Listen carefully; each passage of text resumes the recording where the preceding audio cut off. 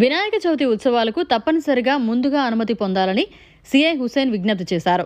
రానున్న వినాయక చవితి పండుగ సందర్భంగా ప్రశాంతమైన వాతావరణంలో ఉత్సవాలు జరుపుకోవాలని వాకాడు సర్కిల్ ఇన్స్పెక్టర్ హుసేన్ విజ్ఞప్తి చేశారు. తిరుపతి జిల్లా చిట్టమూరు పోలీస్ స్టేషన్లో మంగళవారం సీఐ మీడియాతో మాట్లాడారు. ఈ సందర్భంగా వినాయక చవితి ఉత్సవాలు జరుపుకోవాలనుకునేవారు ముందుగా తమ అనుమతిని తీసుకోవాలన్నారు. అలాగే విగ్రహాలు ఏర్పాటు చేసి ఉత్సవాలు నిర్వహించేవారు ప్రభుత్వ స్థలాల్లో ఏర్పాటు చేసేటట్లయితే ముందుగా ఆయా గ్రామ పంచాయతీ అనుమతి పొందాల్సి ఉంటుందన్నారు. ఈ సమావేశంలో చిట్టమూరు ఎస్ఐ చిన్నబాలరామయ్య, పోలీస్ సిబ్బంది తదితరులు పాల్గొన్నారు.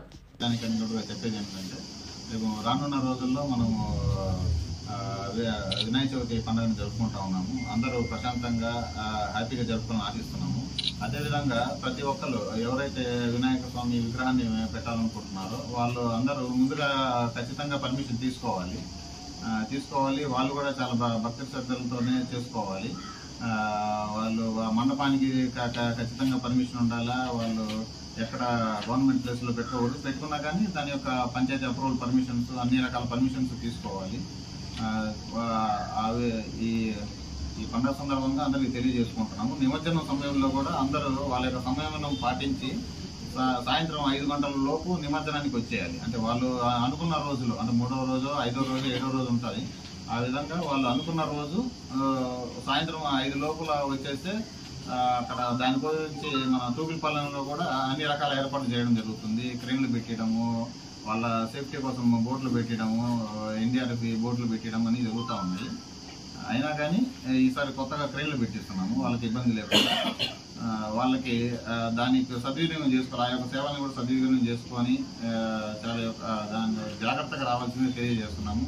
మరి చిన్నపిల్లల్ని వాళ్ళని సముద్రం దగ్గరకు తీసుకోకుండా ఉంచడము చాలా మంచిది. ఇది కొంచెం ఇంతకుముందు కూడా మన దగ్గర 2 బ్యాడ్ ఇన్సిడెంట్స్ జరిగినాయి. పోయినసారి వినాయక చవితి అప్పుడు కూడా 2 నాయుడుపేట పిల్లలు ఈత రాక వాళ్ళు మునిగిపోవడం జరిగింది. అలాంటిది ఈ సంవత్సరం అలాంటివి జరగకుండా కొంచెం చిన్నపిల్లల్ని వాళ్ళని దూరం పెట్టాలనేసి మేమందరికీ ఈ ప్రెస్ మీట్ ముఖ్యంగా అందరినీ మేము తెలియజేసుకుంటున్నాము. సాయంత్రం 5 లోపు ఎట్టి పరిస్థితుల్లో అక్కడ నిమజ్జనానికి వచ్చేటట్టు చూడండి. ముఖ్యంగా అక్కడ వచ్చే వాళ్ళు, ట్రాక్టర్ డ్రైవర్లు, వాళ్ళు మద్యం సేవించకుండా దానికి దూరంగా ఉంటే మంచిది. ఈసారి ఖచ్చితంగా మద్యం సేవించి వచ్చిన డ్రైవర్ల పైన డ్రంక్ డ్రైవర్ టెస్టులు పెట్టడము, మిషన్లు కూడా తీసుకొస్తున్నాము. డ్రంక్ డ్రైవర్ టెస్టులు చేసేసి వాళ్ళని ఖచ్చితంగా కోర్టు ముందు హాజరుపరుస్తాము.